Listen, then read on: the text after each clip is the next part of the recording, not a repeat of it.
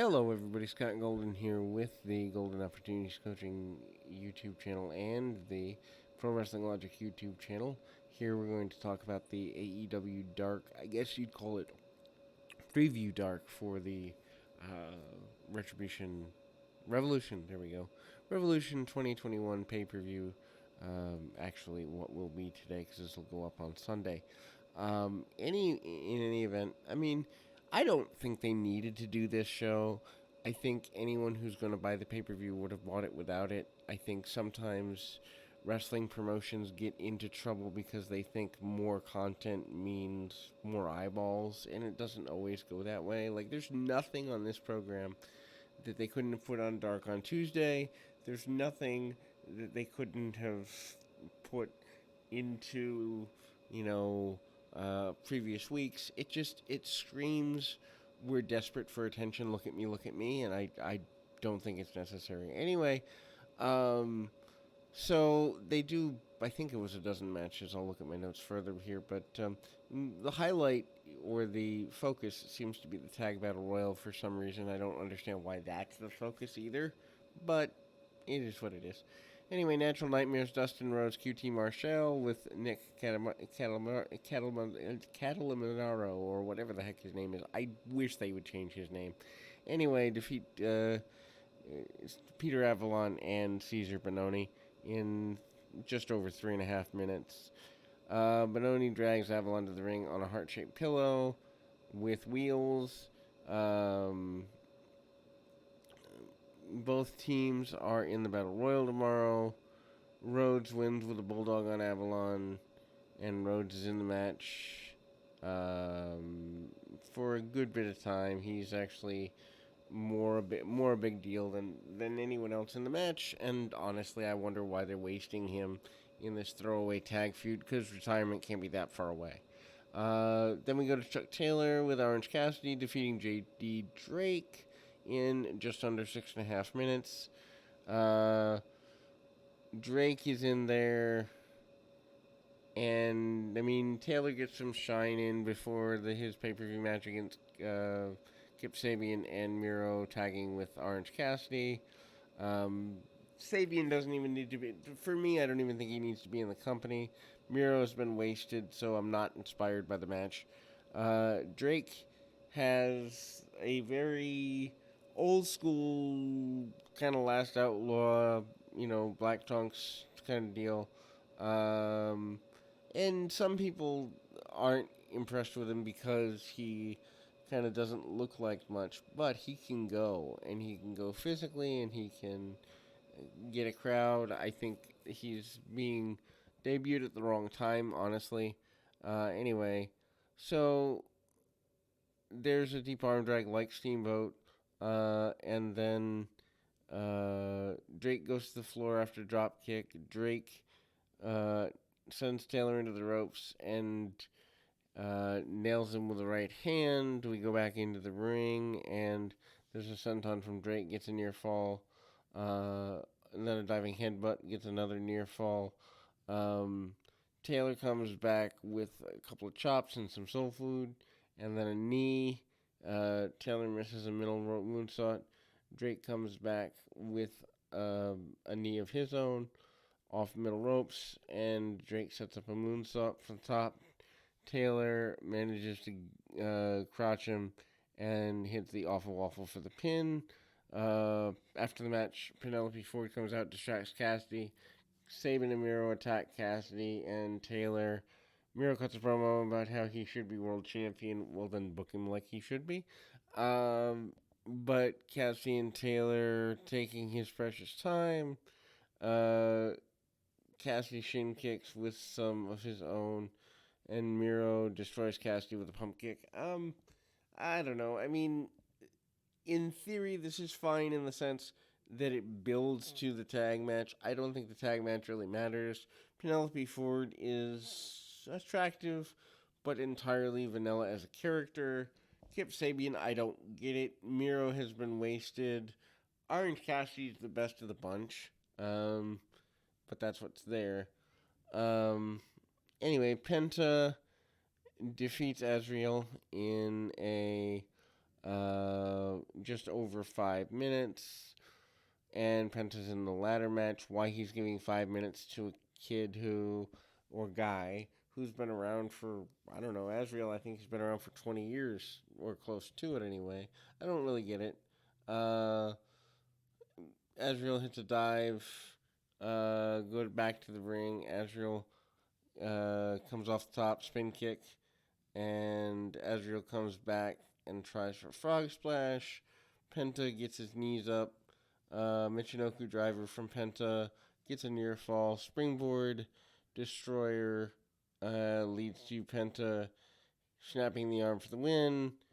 Match is fine, but I don't think that a guy going into a pay-per-view match should have a competitive match with a complete newcomer. It doesn't make sense. There's no logic in it. Big Swole cuts promo. She is the number one ranked woman before the tournament starts, and she feels she's owed a title shot. This falls flat. Lance Archer with Jake Roberts defeats John Skyler in 3 minutes. Again, this to me runs too long. Archer should run in there and be done in about 45 seconds. Also, Skyler is being wasted by the promotion, and I've been on that band for a while now.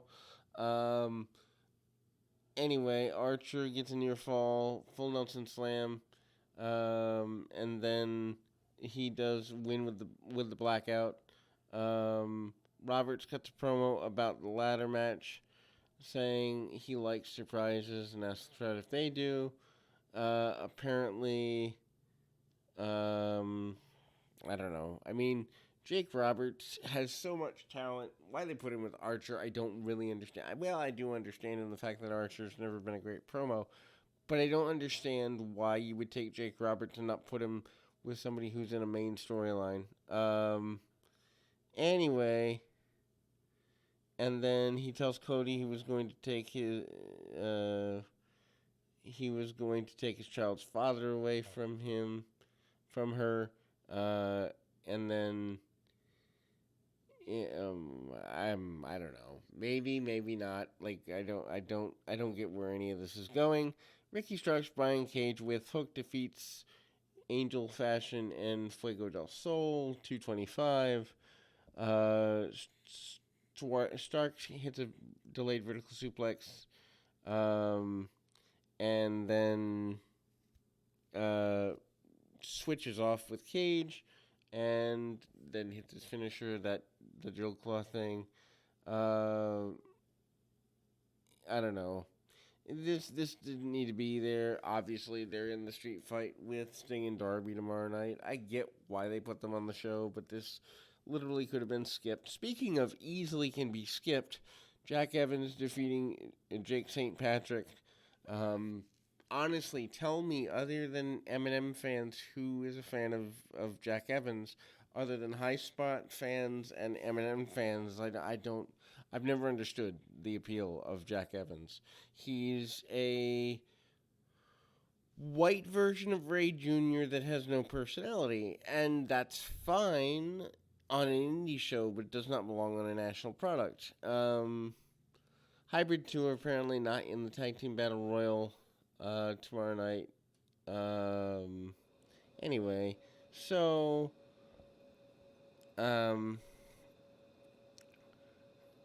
they ignore the match pretty much.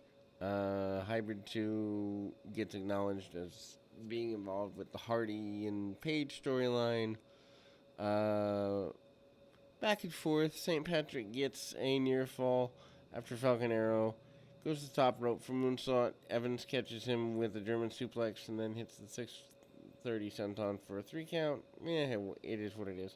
Max Caster does a really good rap about the ladder match tomorrow night and all the combatants therein. Hopefully Caster has a standout showing for himself, but at the same time, I think he's more character than in-ring athleticism. Not that there's anything wrong with that. I think this promotion needs a few deeper characters. Gun Club defeats Mbuda and and D3 in just under 4 minutes. So this is Colton and Austin Gunn. No Billy Gunn is here. Um, so Colton hits a beautiful drop kick. Austin gets tagged, but gets nailed with a power slam by Mbuta. Mbuta gets a 1 count. Um, and then there's double team attempt. Tag off to Colton. Colton hits the tilt-a-whirl slam on D3, and Gun Club hits the 310, and they get a win. The Gun Club thing, I guess it's fine. If they phased out Billy Gunn, that'd be good for the sake of business. Thunder Rosa defeats Tesha Price. Thunder Rosa is one of my favorite women in this company. Rosa is she's phenomenal. Rosa teams with Rio against Britt Baker and Reba on Sunday during the pre-show. This features decent mat work. Rosa obviously shows that she's got the women's MMA stuff as well. There's teeth of lockjaw in there. Price goes for Bulldog. Rosa avoids it. Hits a release German. There's a decent diving dropkick in here. Rosa hits the fire thrower for the win. This is fine. Bear Country defeats Cameron Stewart and Ryzen. I don't care one way or the other about this. Bear Country's in the Battle Royal. Big surprise.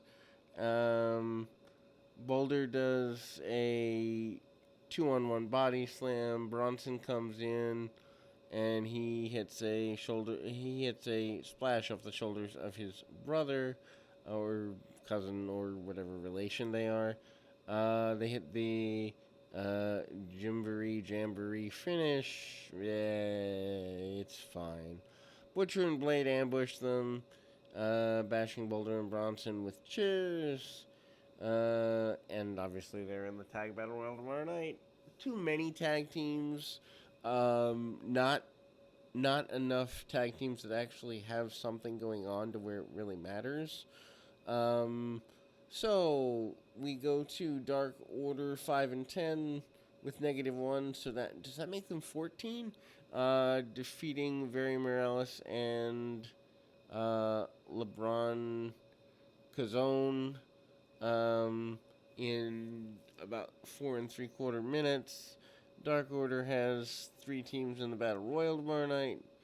5 and 10 are one of the teams. Wing Clipper from 5 sets up a clothesline to the back of the head. And then from 10 for the win.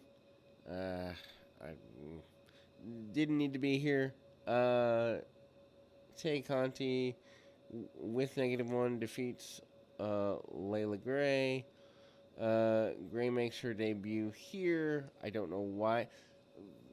I love Tony Khan. I think he is probably the best promoter since ECW level Paul Heyman. I think he's phenomenal. But he gives too many chances to too many people, and it waters everything down. Anyway, so he practices. Gray's practicing nip-ups on the steps. Conti works basic moves. Hits a shoulder in the corner. Gray gets an advantage for a little bit. Gets a 1 count out of it. Conti comes back with a bunch of judo throws. Evades a charge in the corner. Hits a pump kick. Conti follows up with a running knee, and then drives her to the mat with a hammerlock DDT. This is fine. Conti's getting better. She wasn't my cup of tea at first, but I can acknowledge that she's improving as a professional.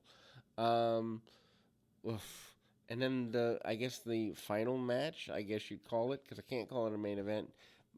Matt and Mike Seidel against Chaos Project in just under 9 minutes. This is way too long with a show that's already gone longer than it needed to. Seidels are 0-3, and they're in the tag battle royal. However, Chaos Project are not in the battle royal with a record of 7-9. This makes no sense. Serpentico gets hit with a Michinoku driver for near fall. Excalibur and Taz debate the Wrestling Observer Awards. Smarks everywhere. Everybody dance because I don't care. Um. Anyway, uh, Mike winds up taking a look at the offense, and there's a Chaos Project resurgence here. Serpentico has Mike in a front face lock. Luther clobbers him. Serpentico he hits a DDT off this. Matt gets a hot tag and hits a bunch of leg lariats. Double lightning strike on Serpentico, and Matt goes for the pin. Oh, blah. I mean, ultimately, if you didn't see this and you were going to buy the pay per view, you're still going to buy the pay per view. If you didn't see this and you weren't going to buy the pay per view, you're not going to buy the pay per view. Like, it doesn't. It was just there for the sake of adding content, and I hate entertainment forms that do this in general. Anyway, till next time, keep your feet on the ground, your mind in the moment. Till next time, everybody.